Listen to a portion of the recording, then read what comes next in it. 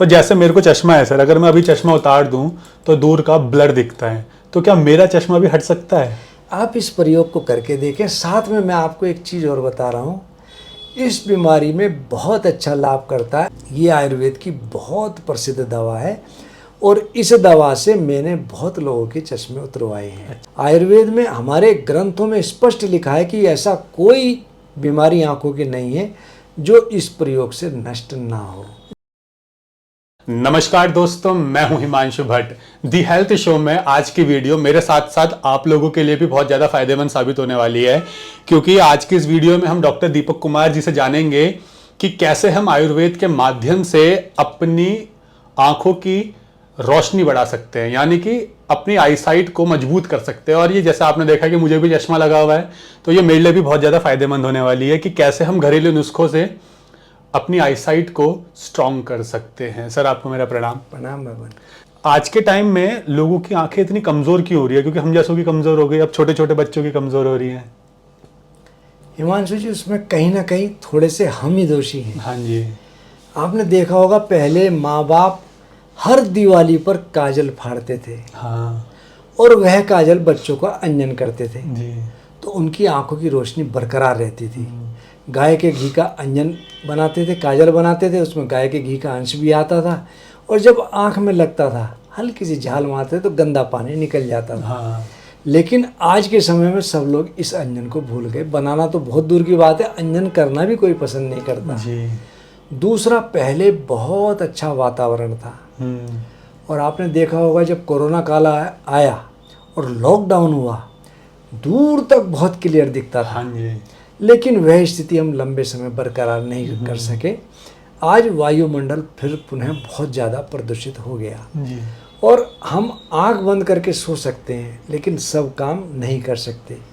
हमें कुछ भी काम करना होगा, अपना काम करना हो, कहीं आना हो, जाना हो, तो हमको अपनी आंखें खोलनी ही पड़ेंगी। जी। हमारी आंखें खुलेंगी तो पॉल्यूशन के टच में आएंगी जब पॉल्यूशन के टच में आएंगी तो उसका असर हमारी आंखों पे जरूर आएगा। जी। दूसरा, पहले लोग मोबाइल तो था ही नहीं। हाँ। बहुत कम टीवी को देखते थे, मुश्किल से मुश्किल आधा घंटा पौना घंटा देखते थे और उनकी आंखें बिल्कुल ठीक रहती थी। लेकिन आज हर समय आदमी इतना व्यस्त हो गया कि मोबाइल पे अनावश्यक रूप से लगा हुआ है। हाँ। और बिना मतलब देखते देखते देखते उसकी आंखों में असर आ रहा है, उसकी रेडिएशंस आंखों में जाती हैं और आंखें सभी की वीक हो रही हैं। और मोबाइल के फायदे बहुत हैं, लेकिन साथ में उसके नुकसान भी बहुत हैं। हम नुकसान की ओर ज़्यादा चलना चाहते हैं। आपने देखा होगा, बहुत से लोग स्कूटर मोटरसाइकिल बाइक पे जा रहे हैं, लेकिन फ़ोन को ऑपरेट करते हैं। हाँ। फेसबुक व्हाट्सएप पे देखते रहते हैं किसी ने क्या कमेंट किया। ये एक मिथ्या ज़िंदगी है जिसमें हम सभी लोग जी रहे हैं। बहुत ज़्यादा लेट कर टीवी देखना, बहुत ज़्यादा हमारा मोबाइल का यूज़ करना, ये बीमारियों को बुला रहा है। और एक नया सर्वे आया है, जो लोग टॉयलेट में मोबाइल ले जा करके उसको यूज़ करते हैं, उनको अक्सर पाइल्स की और कॉन्स्टिपेशन की शिकायत बहुत तेज़ी से क्लिक होती है। अच्छा। और उनकी आंखें बहुत तेज़ी से डाउन होती हैं। तो हमको ये देखना चाहिए कि क्यों हमारे साथ ऐसा हो रहा है। हमको हर दिवाली पर कम से कम अंजन जरूर, काजल जरूर फाड़ना चाहिए और आँख में अंजन जरूर लगाना चाहिए जी। आज मैं आपको एक ऐसा चमत्कारिक नुस्खा बता रहा हूँ और आप भी इसको करके देखना। जब हम सुबह उठते हैं, बिना कुल्ला किए अपनी लार का अंजन यदि हम आँख में करें तो धीरे धीरे धीरे हमारी आँखों का विजन ठीक होता है, चश्मा उतरने के बहुत चांस बनते हैं। अच्छा। दूसरा, जिन लोगों को मोतियाबिंद की शिकायत हो रही हो तो वह मुंह में रात को एक लौंग रखकर सो जाएं और सुबह उसकी लार आँख में अंजन करें तो निश्चित रूप से उनका मोतियाबिंद धीरे धीरे कटने लगता है। अंजन किस तरीके से होती है? ये बाहर बाहर लगाना होता है कि नहीं, आँख के इसको अंदर? आँख इस तरह खोल करके आँख की जो पलक आ रही है इस पर लगाना। अच्छा, नीचे की जो पूरी पट्टी है उस पर पूरा उस पर लगाना। लगाना। तो जैसे मेरे को चश्मा है सर, अगर मैं अभी चश्मा उतार दूं तो दूर का ब्लर दिखता है, तो क्या मेरा चश्मा भी हट सकता है? आप इस प्रयोग को करके देखें। साथ में मैं आपको एक चीज़ और बता रहा हूँ, इस बीमारी में बहुत अच्छा लाभ करता है आंवला। जी। और आंवला हमको सीजन जब आंवले का आता है, आंवले को ज़रूर सेवन करना चाहिए। यदि हम आंवले का भरपूर सेवन करें तो हमारी आँख से चश्मा उतरने के चांस बन जाते हैं। हमारी बॉडी के जितने भी ऑर्गन्स हैं धीरे धीरे एक्टिवेट होने लगते हैं। आंवला सेवन से हमारी जठराग्नि प्रज्वलित होती है और सबसे बड़ी बात है उसके अंदर विटामिन सी सबसे ज़्यादा होता है। आंवले को खाने का सही तरीका क्या होता है सर? वही बता रहा हूँ। आंवला उबालने के बाद भी उसके किसी भी विटामिन्स और प्रोटीन्स किसी प्रकार कम नहीं होते। और यदि हम आंवले का अचार बना के खाएं, आंवले को उबाल के खाएं या कच्चा आंवला खाएं, हमको प्रॉपर लाभ देता है जी। और 12 महीने के लिए एक आपको प्रयोग बता रहा हूँ कि आंवले के चूर्ण के अंदर यदि हम 21 बार आंवले का रस डालें और उसकी घुटाई करते रहें तो बनती है आंवले की रसायन। अच्छा। ये आयुर्वेद की बहुत प्रसिद्ध दवा है और इस दवा से मैंने बहुत लोगों के चश्मे उतरवाए हैं। अच्छा। और ये किसी अच्छी फार्मेसी की ही लेनी चाहिए। बहुत से लोग क्या करते हैं, आंवले के चूर्ण में आंवले का रस ना मिला करके थोड़ा कलर मिला देते हैं या उसमें लोहे की कढ़ाई में रख देते हैं तो काला हो जाता है। लेकिन उसके गुण नहीं बढ़ते। जब तक उसमें आंवले का रस हम प्रॉपर नहीं डालकर घुटाई करेंगे तब तक आंवले के गुण की वृद्धि नहीं होगी। तो हमको किसी प्रमाणिक फार्मेसी का आंवला ही लेना चाहिए। क्या आपके पास भी, आप लोग भी बनाते हैं क्या सर? जी, हम इसको बनाते हैं और अक्टूबर, नवंबर, दिसंबर ये हमारे यहाँ प्रॉपर चलता रहता है। आंवला सबसे अच्छा होता है फागुन का। फागुन तक हम आंवला की रसायन च्यवनप्राश खूब बनाते हैं जी। दूसरा त्रिफला। त्रिफला करे सबका भला। यदि हम त्रिफले में 2 गुण हैं। रात्रि में इसको हम सेवन करें तो विरेचन का कार्य करता है और प्रातःकाल सेवन करने से ये रसायन का कार्य करता है। हम त्रिफले का सेवन 1-1 चम्मच दिन में 1 या 2 बार दूध के साथ सेवन करें और साथ में रात्रि में किसी मिट्टी के पात्र में इस त्रिफले को पानी में भिगो दें और प्रातःकाल उस पानी को निथार के अपनी आँखों में डालें तो धीरे धीरे जाला मिटता है। आँखों के जितने भी रोग हैं, आयुर्वेद में हमारे ग्रंथों में स्पष्ट लिखा है कि ऐसा कोई बीमारी आँखों की नहीं है जो इस प्रयोग से नष्ट ना हो। क्योंकि सर ये ना बात आँखों की है और बहुत सेंसिटिव मामला भी है। तो एक तो प्रॉपर तरीके से छना हुआ होना चाहिए त्रिफला। तो 100% सही है कि ये असर करेगा? क्योंकि आंखों का मामला है, कई लोग कहेंगे कि ऐसा कैसे हो सकता है। नहीं, आप एक बार इसको करके देखो, निश्चित असर दिखाएगा।